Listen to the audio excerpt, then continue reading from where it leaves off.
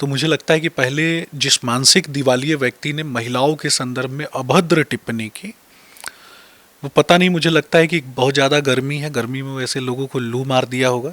ये पप्पू यादव की मानसिकता केवल नहीं है, ये तेजस्वी यादव की भी मानसिकता है। ये मानसिकता प्रियंका वाड्रा की मानसिकता है। नाली के किनारे उगने वाले कुकुरमुत्ते के विषय में बहुत ज़्यादा बात करके महत्वपूर्ण विषयों से अपने आप को भटकाना नहीं चाहिए। अलग अलग जगह पे, अलग अलग राज्यों में जिस कुकुरमुत्ता कुमार ने अपने आप को तथाकथित किंग मेकर बताया था, वैसे कुकुरमुत्ता कुमार को उसकी असली औकात और हैसियत बिहार में हमारे नेता आदरणीय सम्राट चौधरी जी ने दिखा दिया।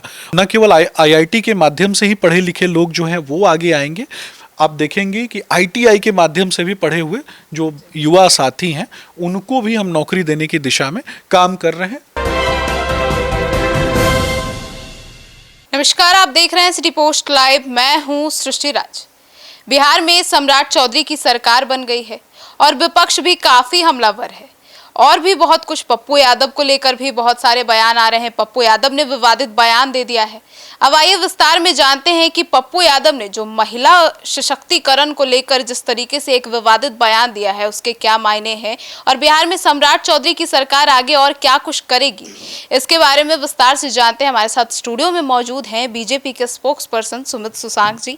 बताइए, अभी बीजेपी में सरकार बन गई है सम्राट चौधरी की और पप्पू यादव ने, सबसे पहले पप्पू यादव की बात करते हैं। पप्पू यादव ने जो विवादित बयान दिया है उसको किस तरीके से लेते हैं? देखिए, आपने दो प्रश्न किए हैं। एक तो बिहार में एनडीए की सरकार पर आपने प्रश्न किया और दूसरा एक मानसिक दिवालिये व्यक्ति के बारे में आपने बात की। तो मुझे लगता है कि पहले जिस मानसिक दिवालिये व्यक्ति ने महिलाओं के संदर्भ में अभद्र टिप्पणी की, वो पता नहीं, मुझे लगता है कि बहुत ज़्यादा गर्मी है, गर्मी में वैसे लोगों को लू मार दिया होगा, इसीलिए इस प्रकार की हल्की बातें ये लोग करते हैं।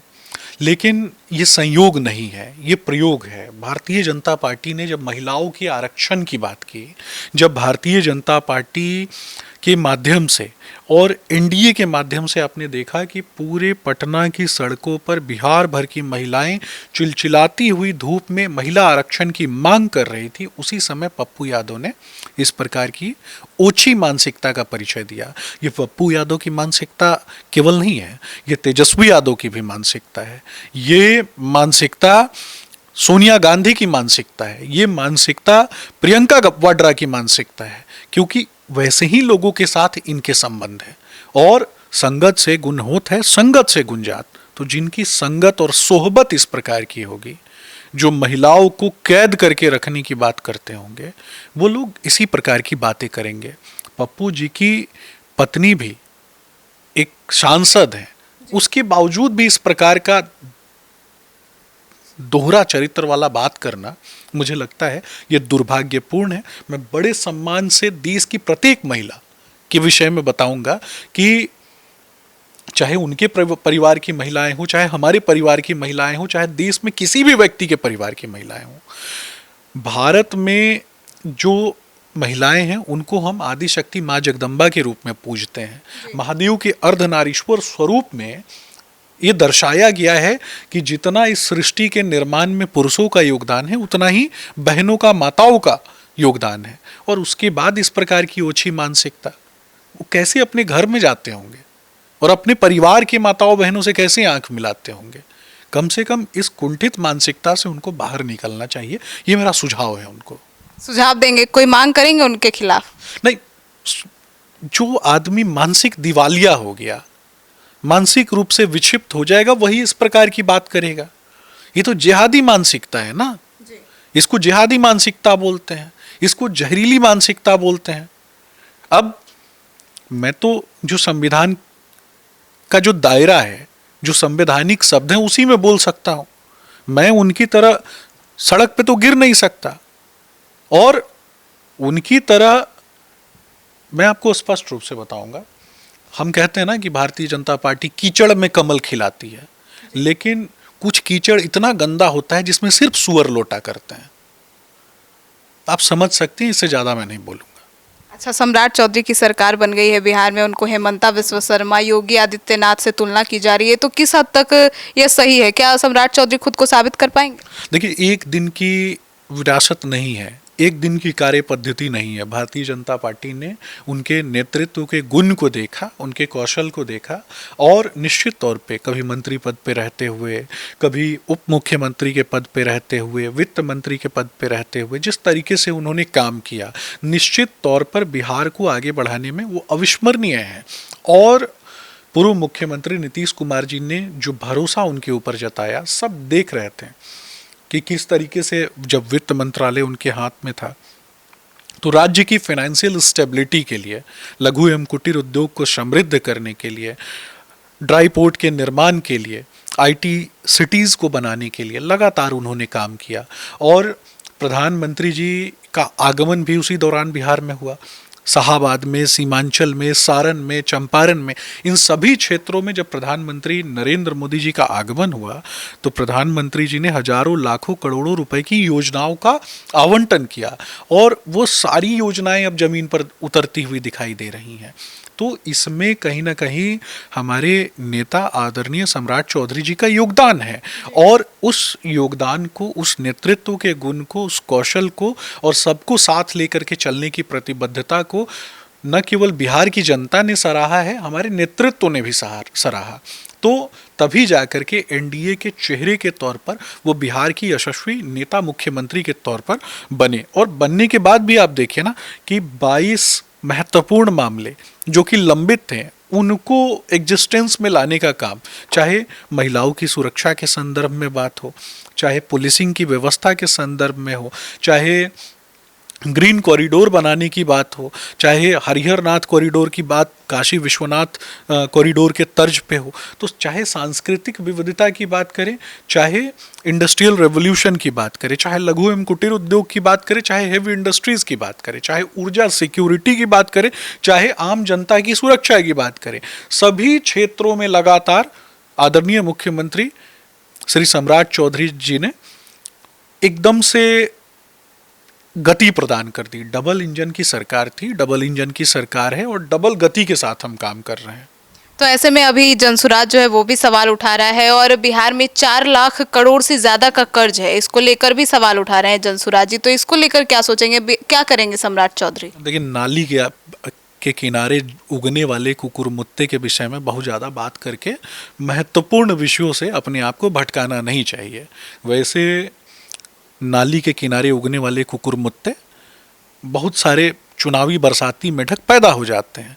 अलग अलग जगह पे, अलग अलग राज्यों में जिस कुकुरमुत्ता कुमार ने अपने आप को तथाकथित किंग मेकर बताया था, वैसे कुकुरमुत्ता कुमार को उसकी असली औकात और हैसियत बिहार में हमारे नेता आदरणीय सम्राट चौधरी जी ने दिखा दिया और भारतीय जनता पार्टी ने दिखा दिया कि देखो ये तुम्हारी असली हैसियत है। नाली के किनारे उगने वाला कुकुरमुत्ता, अब धूप आ चुकी है तो वो नाली के किनारे उगने वाले कुकुरमुत्ते भी मुरझा चुके हैं और उसके दाएं बाएं में जो लोग प्रेस कॉन्फ्रेंस करते थे वो भी गुलाब का फूल लेके भारतीय जनता पार्टी के कार्यालय के गेट के बाहर खड़े रहते हैं कि कम से कम घुसने दिया जाए। तो मानसिक जो इनके दल से जो दिवालिया लोग हैं वो भी भारतीय जनता पार्टी के कार्यालय के आगे पीछे भटक रहे हैं, जिसको बिहार की जनता ने नकार दिया। अब तो दुकानदारी भी चौपट हो गई है, चाहे बंगाल जाएं, चाहे केरला जाएं, चाहे कहीं जाएं, ये लोग दुकानदारी चौपट हो चुकी है इनकी। बता देना, हमने तो सवाल पूछा, हमने जो सवाल पूछा उसका जवाब तो दिया नहीं। हम तो पूछ रहे हैं कि कुकुरमुत्ता कुमार की बहन और इनके जो राष्ट्रीय अध्यक्ष हैं दोनों, उनके बेटे के बीच में क्या संबंध है जो इन लोगों ने एक नई कंपनी बनाई थी और उसमें कई बार कभी 11 करोड़, कभी 11 करोड़, कभी 24 करोड़ रुपए कहाँ से आ रहे थे? कौन सा सेल कंपनी में कौन सा ये आइडिया दे रहे थे जहाँ से इनको आता था पैसा? जरा अपनी डिग्री बता दें। ये फर्जीवाड़ा करने वाले लोग हैं। मैं तो वही पूछ रहा हूँ ना, दूसरा सवाल पूछता हूँ कि नॉर्वे की महिला, जिस महिला का संबंध LTTE लिट्टे आतंकवादी संगठन और श्रीलंकन गवर्नमेंट के बीच में जिसको गृह युद्ध करवाने के लिए CIA ने डिप्यूट किया था, वो महिला इस व्यक्ति से आके क्यों मिली थी? बताइए, हम तो पूछ रहे हैं जी। तो बाहरी ताकतें, विदेशी एजेंट और उनके साथ तुम्हारा उठना बैठना और उसके बाद तुम बिहार की जनता को मूर्ख समझते हो। बिहार की जनता मूर्ख नहीं है। अभी सम्राट चौधरी के डिग्री को भी लेकर काफी सवाल उठ रहे हैं, तो सम्राट चौधरी डिग्री को लेकर कुछ क्लियर किए या नहीं? बिल्कुल बिल्कुल क्लियर किया गया है। जो यूजीसी की गाइडलाइन है और जो सरकार की गाइडलाइन है, उन गाइडलाइंस के अनुसार ही तो कोई भी डिग्री होती है और उस डिग्री को कोई भी व्यक्ति हासिल करता है। तो आदरणीय सम्राट चौधरी जी, जिनको जिस जगह से ये लोग बाहर, जहाँ जहाँ ये लोग कमाने गए थे, विपक्ष के नेता जहाँ से कमा के आए हैं, उसी जगह की एक बड़ी संस्था ने, अमेरिका की एक बड़ी संस्था ने जिस तरीके से उनको डॉक्टरेट की मानद उपाधि प्रदान की। किसको प्रदान किया जाता है डॉक्टरेट की मानद उपाधि? बताइए मुझे, मैं आपको बताता हूँ। संस्था उसी व्यक्ति को डॉक्टरेट की मानद उपाधि देती है जिसको मानद उपाधि देने के बाद उस संस्था को ऐसा लगता है कि मेरी डिग्री और मेरी संस्था दोनों गौरवान्वित होते हैं। तो उस संस्था को तो मैं कहीं ना कहीं उस संस्था की दूरदर्शिता को नमस्कार करना चाहूंगा, जिसको पता चल गया था कि बिहार की यशस्वी नेता आदरणीय सम्राट चौधरी जी आने वाले समय में बिहार के मुख्यमंत्री बनेंगे। लालू जी का फिसड्डी बेटा भी एक तो 9वीं फेल और ऊपर से उप मुख्यमंत्री भी बना था नीतीश जी की कृपा से, लेकिन उसके बाद भी यूनिवर्सिटी छोड़िए, एक साधारण से कोचिंग सेंटर ने भी फीता कटवाने के लिए नहीं बुलाया। क्यों नहीं बुलाया? क्योंकि फिसड्डी नेता तेजस्वी यादव कुछ बोल नहीं सकते थे वहां पे। क्या बताएंगे किसी बच्चे को, क्या बताएंगे? अगर इतिहास की ही कक्षा में भेज दिया जाए तो लालू जी के परिवार से आगे बढ़कर उनको क्या जानकारी है? हत्या, अपहरण, लूट, बलात्कार, जंगल राज लालू जी का, वही तो उनको मालूम है। उससे ऊपर तो उनको जानकारी ही नहीं है। उनको दिक्कत इस बात की है कि हमारे यशस्वी नेता आदरणीय सम्राट चौधरी जी को इतनी बड़ी डिग्री क्यों किसी संस्था ने प्रदान की? सचिन तेंदुलकर जी को प्रदान किया गया जो डिग्री, अमिताभ बच्चन को प्रदान किया गया जो एम करुणानिधि को मिला, जो देश के और बड़े नेताओं को जो डिग्रियां मिली हैं। तो सम्राट चौधरी को भी तो तेजस्वी यादव बता रहे हैं कि वो लालू यादव के पाठशाला के हैं। मैं तो वही पूछ रहा हूं ना, लालू यादव किसके पाठशाला के हैं? लालू यादव भी जनसंघ की सहायता से मुख्यमंत्री बने थे। तो हमारी कृपा पे जो आदमी मुख्यमंत्री बना, लेकिन हमने वो टेलीस्कोप उनके अंदर लगाया नहीं था। हमें नहीं पता था कि ये आदमी अलकतरा चोरी चारा चोरी करेगा। अगर हमको पता होता कि अलकतरा चोरी चारा चोरी करेगा, बिहार का भविष्य लूट लेगा, तो ऐसे आदमी को कभी भी मुख्यमंत्री बनने में सहायता नहीं की जाती। लालू प्रसाद यादव एक सजा याफ्ता मुजरिम है। लालू प्रसाद यादव यानी तेजस्वी जी के बाबूजी, और तेजस्वी जी जमीन के घोटालेबाज हैं। ये बात कई कोर्ट्स के माध्यम से पुष्टि हो चुकी है। अभी मामला सुप्रीम कोर्ट में अटका हुआ है। तो वहां से भी जब मालूम चल जाएगा कि तेजस्वी यादव ने क्या क्या कुकृत्य किया है तो वो भी आपको सामने आ जाएगा। लेकिन लालू प्रसाद यादव रांची के जेल में कोई तपस्या करने के लिए उनको नहीं भेजा गया था, पिकनिक मनाने के लिए नहीं भेजा गया था। वो बात अलग है कि वहां वो पिकनिक मना रहे थे, लेकिन उनको भेजा गया था अलकतरा चोरी चारा चोरी के लिए। यानी माननीय कोर्ट ने पीठ पे मोहर मारा है कि आदमी अलकतरा चोरी करने वाला है, ये चारा चोरी करने वाला आदमी है। तो बताइए अब बिहार में आगे सम्राट चौधरी क्या करेंगे और सबसे बड़ी चुनौती क्या होगी उनके लिए? देखिए, शिक्षा से आगे बढ़कर गुणवत्तापूर्ण शिक्षा प्रदान करना हमारा वादा है। अंत्योदय की कहानी जो हमारी रगों में बसी हुई है, अंतिम पायदान पे बैठे हुए व्यक्ति के सपनों को जीवंत करना। किसी भी पंथ, मजहब, संप्रदाय से आने वाला व्यक्ति जो बिहार का नागरिक है और उसके सपनों को जीवंत करने की लड़ाई हम लड़ रहे हैं, काम कर रहे हैं उनके लिए। जीरो टॉलरेंस की हमारी सरकार है, जीरो टॉलरेंस की सरकार थी और जीरो टॉलरेंस की सरकार रहेगी। हम क्राइम, करप्शन, कम्युनलिज्म से समझौता नहीं करेंगे। हम गुड गवर्नेंस में विश्वास करते हैं। इसके अलावा हमारी सरकार स्किल डेवलपमेंट के लिए बहुत सारे सेंटर्स बना रही है, जिसमें स्किली डेवलप व्यक्ति ही किसी भी लघु एवं कुटीर उद्योग या फिर बड़े उद्योग सेक्टर में काम कर सकता है। तो न केवल आईआईटी के माध्यम से ही पढ़े लिखे लोग जो हैं वो आगे आएंगे। आप देखेंगे कि आईटीआई के माध्यम से भी पढ़े हुए जो युवा साथी हैं उनको भी हम नौकरी देने की दिशा में काम कर रहे हैं। लाखों रोजगार सृजन जो है हमारी सरकार के नेतृत्व में होने वाला है।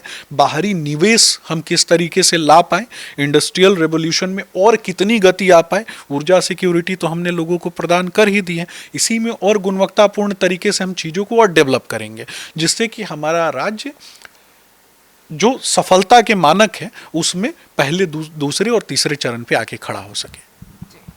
तो सुना आपने, तो अब आपकी क्या राय है बिहार में सम्राट चौधरी की सरकार को लेकर और पप्पू यादव के बयान को लेकर? अपनी राय जरूर बताइएगा। धन्यवाद।